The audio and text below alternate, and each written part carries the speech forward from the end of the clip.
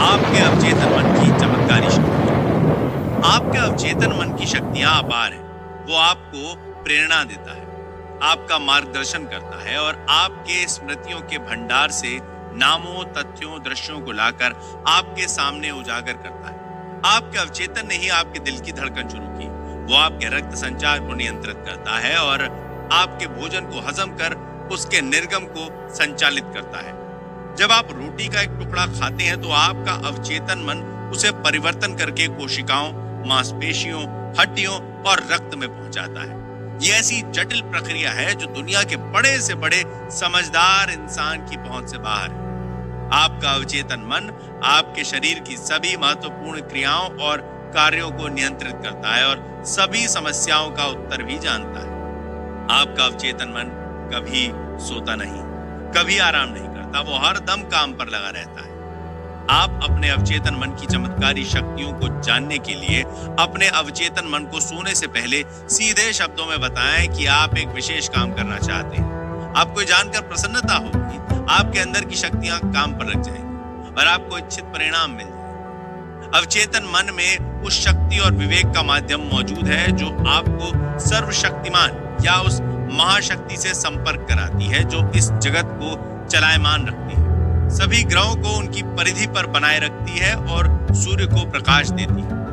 आपका अवचेतन मन आपके आदर्शों, अभिलाषाओं और परोपकारी मांगों का माध्यम है।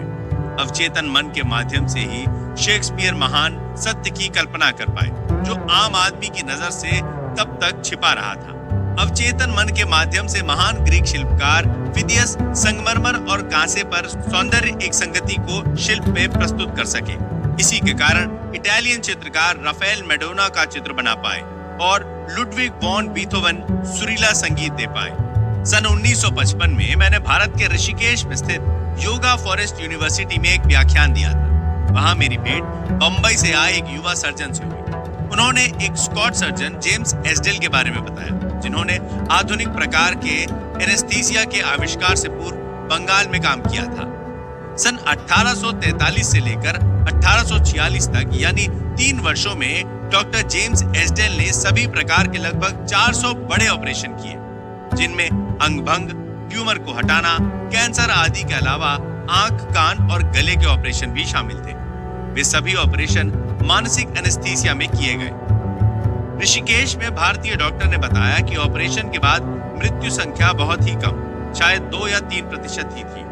रोगियों को दर्द नहीं हुआ और ऑपरेशन के दौरान कोई मृत्यु नहीं हुई। डॉक्टर एस्डेल ने रोगियों के अवचेतन मन को जो सुषुप्त अवस्था में था सुझाव दिया कि किसी प्रकार का संक्रमण या सेप्टिक नहीं होगा। आपको याद रखना चाहिए कि लुई पास्चर और जोसेफ लिस्टर के इजाद से पहले की बात है जिसमें उन्होंने पहली बार बैक्टीरिया जनित बीमारी और उसके संक्रमण के खतरे के बारे में चेतावनी दी थी। भारतीय सर्जन ने बताया कि मृतक संख्या कम रहने और इन्फेक्शन निम्नतम रहने का काम निसंदेह डॉक्टर एस्डेल की ओर से रोगियों को दिए गए सुझावों का परिणाम था। उन्होंने रोगियों के अवचेतन मन को ये सुझाव प्रेषित किए थे और रोगियों पर इनका पूरा प्रभाव पड़ा।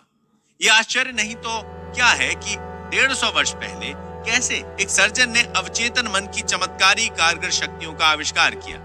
क्या आपको आश्चर्य नहीं होता कि वो कौन सा जादू है जिसकी शक्तियां इतनी प्रभावशाली हैं? जरा रुककर सोचें, अपने अवचेतन की इन दैवी शक्तियों का अंदाजा लगाएं।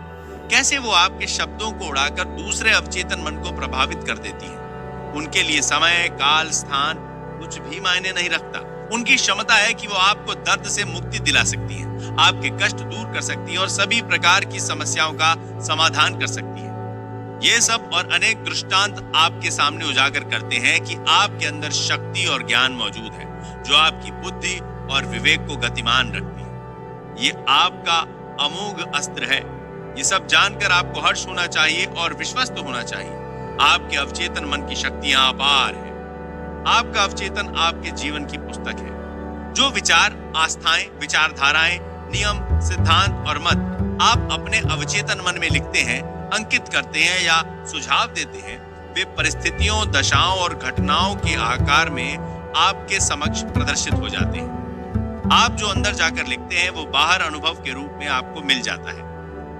आपके जीवन के 2 पहलू हैं, उद्देश्य सूचक और विषय सूचक। दृश्य और अदृश्य, विचार और साकार। आपका मस्तिष्क आपके विचार प्राप्त करता है, जो आपके चेतन तार्किक मन का अंग है। जब आपका चेतन या उद्देशक सूचक मन विचार को पूर्णतः स्वीकार कर लेता है, वो उसे शौर्य नेटवर्क में भेजता है, जो आपके मन का मस्तिष्क है, जहां मासल बनकर वो आपके अनुभव में परिवर्तित हो जाता है। जैसा कि पहले कहा जा चुका है कि आपका अवचेतन मन विवाद नहीं कर सकता, वो वही करता है जिसे आप उस पर लिख देते हैं। वो आपका निर्णय या आपके चेतन मन के निर्णय को अंतिम मान लेता है। यही कारण है कि आप हमेशा अपने जीवन की पुस्तक में लिख रहे हैं, क्योंकि आपके विचार आपके अनुभव बनते जा रहे हैं। अमेरिका के प्रसिद्ध लेखक राल्फ वॉल्डो एमर्सन ने कहा है, व्यक्ति वही है जो वो दिन भर सोचता है।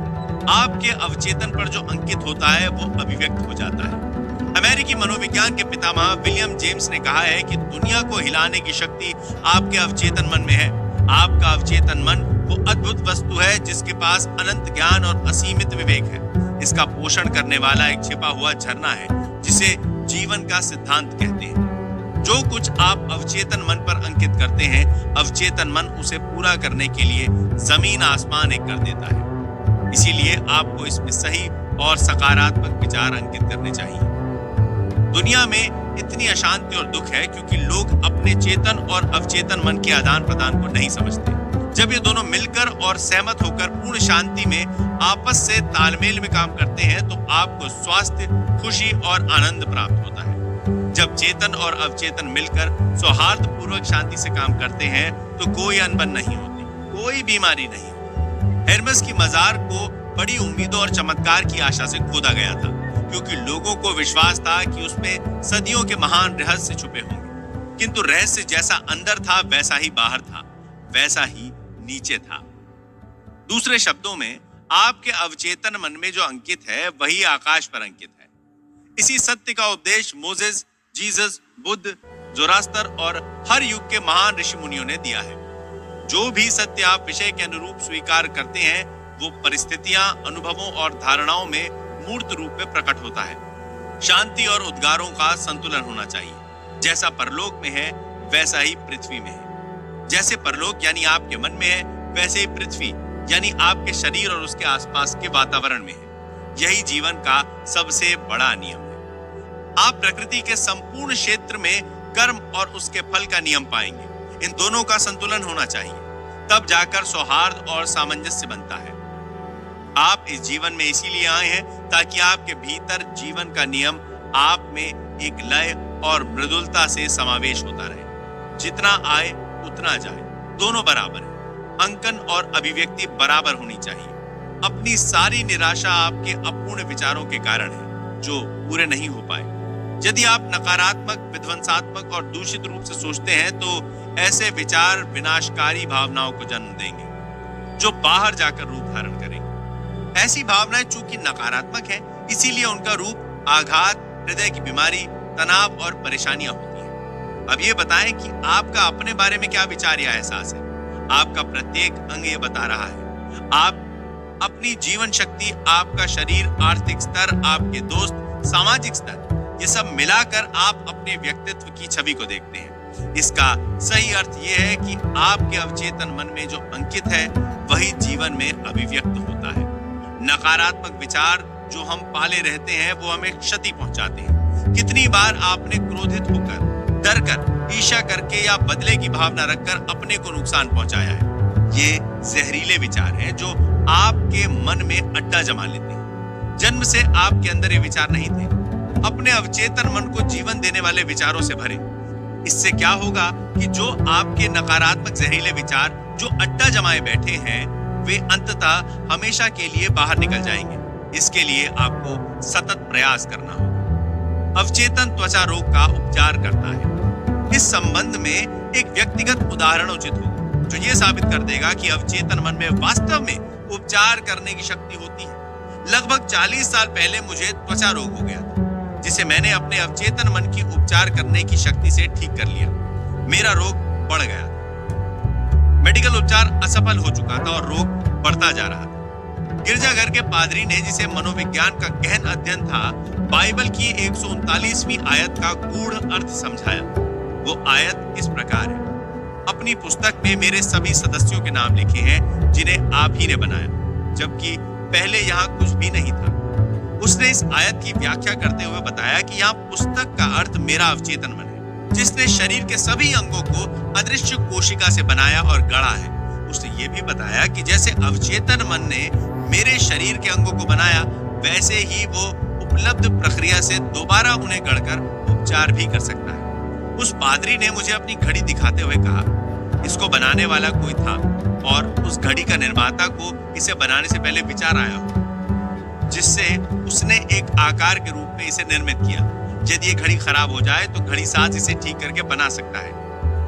मेरे उस मित्र ने मुझे याद दिलाया कि अवचेतन ज्ञान जिसने मेरे शरीर की रचना की है, घड़ी साज की तरह है और सही रूप से जानता है कि उसे कैसे ठीक करके वापस उसी रूप में लाया जाए, और वो इस दिशा में शरीर की महत्वपूर्ण प्रक्रियाओं एवं कार्यों को काम पर लगा सकता है।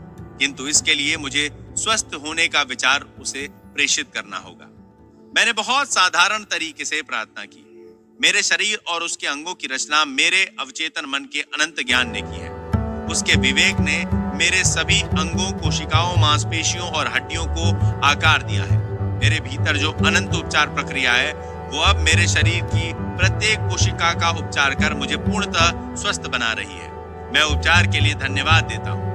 मेरे अंदर के इस ज्ञान के कार्य सचमुच में आश्चर्यजनक है। मैंने ये प्रार्थना 5 मिनट में मुंह से बोलकर दिन में 2-3 बार दोहराई। लगभग 3 महीने में मेरा त्वचा रोग दूर हो गया और इस प्रकार मैं पूर्ण रूप से स्वस्थ हो गया। आपने देखा होगा कि मैंने केवल अपने अवचेतन मन को जीवन देने वाले के तरीके दिए,